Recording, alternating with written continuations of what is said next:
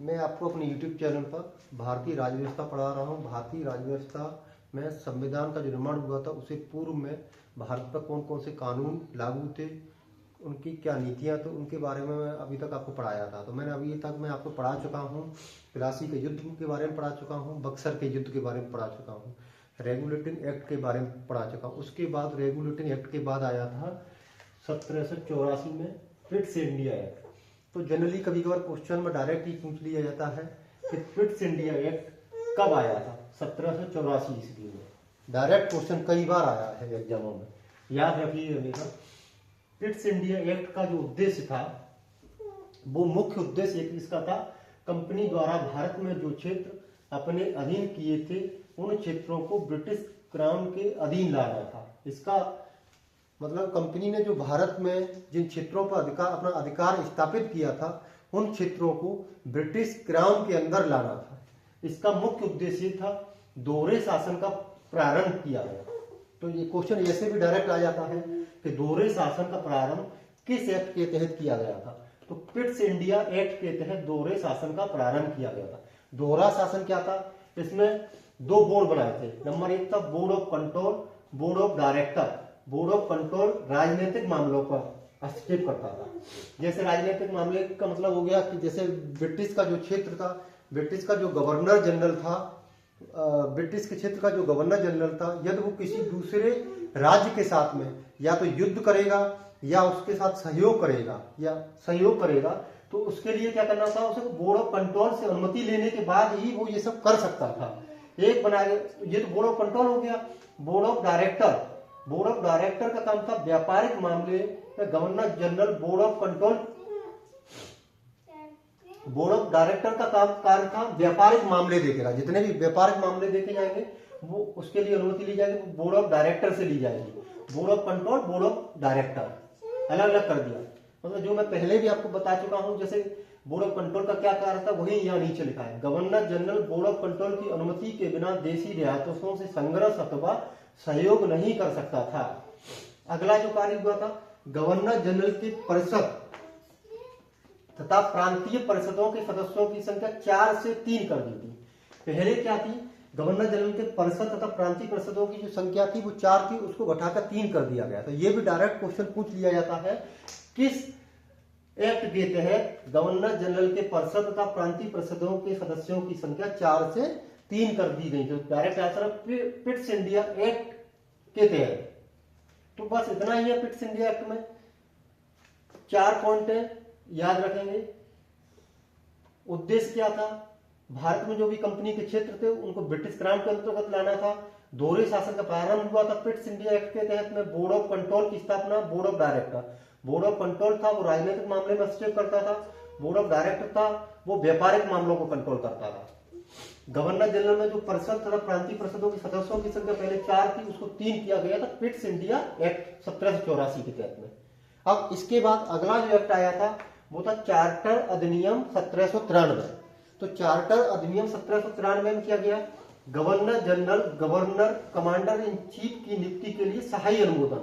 पहले क्या था कि गवर्नर जनरल जो गवर्नर कमांडर इन चीफ की नियुक्ति होती थी उसके लिए सहाय्य अनुमोदन नहीं लिया जाता था, लेकिन चार्टर अधिनियम 1793 के तहत ब्रिटिश क्राउन का जो सहायी राजा होता था उससे अनुमोदन लेने के बाद ही भारत में governor general commander in chief की नियुक्ति की जाती थी। नियंत्रण बोर्ड के सदस्य व कर्मचारियों का वेतन भारतीय राजस्व देंगे। जो बोर्ड थे और बोर्ड के जो सदस्य होते थे, कर्मचारी थे, उनका जो वेतन देगा वो भारतीय राजस्व से देगा। तो ये भी क्वेश्चन कई बार आया है कि किस चार्टर अधिनियम के तहत या किस अधिनियम के तहत बोर्ड के सदस्यों कर्मचारियों का वेतन भारतीय राजस्व से देना होगा। तो ये आता है चार्टर अधिनियम 1793। ईस्ट इंडिया कंपनी का भारत में व्यापार का एकाधिकार 20 वर्षों के लिए बढ़ा दी। जो भारत में जो केवल व्यापार करने का जो अधिकार था केवल ईस्ट इंडिया कंपनी का था। तो इस अधिनियम के तहत चार्टर अधिनियम 1793 के तहत में इस अधिकार को 20 वर्षों के लिए और बढ़ा दिया। तो इसमें बस 2-3 पॉइंटों को याद रखेंगे चार्टर अधिनियम 1793 में कि जैसे गवर्नर जनरल की जो नियुक्ति होती है वो शाही अनुमोदन के बाद ही होगा। ये किस अधिनियम के तहत था, चार्टर अधिनियम 1793 के तहत। नियंत्रण बोर्ड के सदस्य और कर्मचारियों का वेतन भारतीय राजस्व से देना होगा। ये भी कानून किस अधिनियम के तहत बना था, चार्टर अधिनियम 1793 के तहत ईस्ट इंडिया कंपनी का भारत में व्यापार का एकाधिकार 20 वर्षों के लिए भी बढ़ा दिया गया। अगला आता है चार्टर अधिनियम 1813, कंपनी के व्यापार के एकाधिकार को समाप्त कर दिया।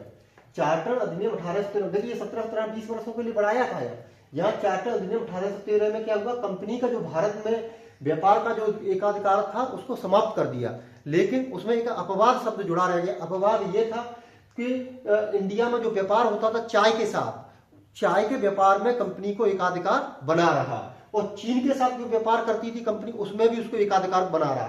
तो केवल ये क्वेश्चन इसमें इंपोर्टेंट है, ऐसे पूछ लिया जाता है कंपनी के व्यापार के एकाधिकार को किस अधिनियम के तहत में समाप्त कर दिया गया था। तो चार्टर अधिनियम 1813 के तहत कंपनी का जो व्यापारिक जो एकाधिकार था व्यापार में ईस्ट इंडिया कंपनी का, उसको समाप्त कर दिया था। अपवाद के लिए भी पूछ लेता है कि किस जो एकाधिकार समाप्त कर दिया, लेकिन किस देश के साथ या किस वस्तु के व्यापार के एकाधिकार को समाप्त नहीं किया गया था। तो बताएंगे चीन के साथ व्यापार का एकाधिकार बना रहा था, और चाय का जो व्यापार होता था भारत में उसमें भी कंपनी का एकाधिकार बना रहा था। अगला क्वेश्चन, अगला अधिनियम है चार्टर अधिनियम 1833। तो यहाँ अब इसमें क्या हुआ, चार्टर अधिनियम 1813 में क्या किया था, चीन और चाय का जो व्यापार का कंपनी का एकाधिकार था वो बना हुआ था। तो 1833 में क्या वह जो एकाधिकार बना हुआ था चाय और चीन के साथ में, उसको भी समाप्त कर दिया गया, और बंगाल के गवर्नर जनरल को भारत का गवर्नर जनरल बना दिया। अभी तक जो भारत में जो ब्रिटिश का जो प्रमुख था उसको बंगाल का गवर्नर जनरल बोलते थे, लेकिन उस पद को भारत के गवर्नर जनरल के पद के रूप में कन्वर्ट कर दिया। तो इस हिसाब से भारत का पहला गवर्नर जनरल कौन था, लॉर्ड विलियम बेंटिंक था। यह क्वेश्चन कई बार आता है, भारत का पहला governor general Lord William Bentinck किस अधिनियम के तहत बनाया गया था, चार्टर अधिनियम 1833 के तहत। विधि आयोग का गठन भी किया गया चार्टर अधिनियम 1833 के तहत। इसका सदस्य कौन था, लॉर्ड मेकाले थे। गवर्नर जनरल की परिषद में चौथे सदस्य के रूप में विधि सदस्य की नियुक्ति की गई थी, लेकिन ये जो नियुक्ति थी ये अस्थायी नियुक्ति, पूर्णकालिक सदस्य नहीं बनाया गया था, इसमें अस्थायी था। कौन था, लॉर्ड मेकाले था। तो चार्टर अधिनियम 1833 बहुत महत्वपूर्ण अधिनियम है, क्योंकि इसके तहत कंपनी का जो चाय और चीन के साथ एकाधिकार था उसको समाप्त कर दिया गया था। बंगाल के गवर्नर जनरल को भारत का गवर्नर जनरल बना दिया गया। भारत का पहला governor general Lord William Bentinck था। विधि आयोग का गठन भी चार्टर अधिनियम 1833 के तहत हुआ था। विधि आयोग के सदस्य थे वो लॉर्ड मेकाले थे। गवर्नर जनरल की परिषद में चौथे सदस्य के रूप में विधि सदस्य की नियुक्ति अस्थायी लॉर्ड मेकाले को बनाया गया। अगला अधिनियम आता है चार्टर अधिनियम 1853। ये भी महत्वपूर्ण अधिनियम है, क्योंकि सिविल सेवाओं को प्रतियोगी परीक्षाओं के माध्यम से खोल दिया गया था। 1853 का जो चार्टर अधिनियम था उसके तहत ये व्यवस्था लागू की गई थी, जो सिविल सेवा होगी वो प्रतियोगी परीक्षाओं के माध्यम से भरी जाएगी। गवर्नर जनरल की परिषद में चौथा सदस्य विधि सदस्य बनाया था, उसे स्थायी कर दिया। देखिए चौथा जो अस्थायी था उसको स्थायी कर दिया चार्टर अधिनियम। 1854 में मेकाले समिति का भी गठन हुआ। मेकाले समिति का ही यही समिति जो सिविल सेवाओं में जो प्रतियोगी परीक्षा को लागू किया गया था, ये समिति की देखरेख में पूरा कार्य किया गया था। आज हमने 5 एक्ट पढ़ लिए। पिट्स इंडिया एक्ट 1784, चार्टर अधिनियम 1793, चार्टर अधिनियम 1813, चार्टर अधिनियम 1833, चार्टर अधिनियम 1853। मुझे लग रहा है आप लोगों को समझ में आ गया होगा। आज के लिए इतना काफी है। अगला वीडियो होगा वो इस नियम से आगे का होगा।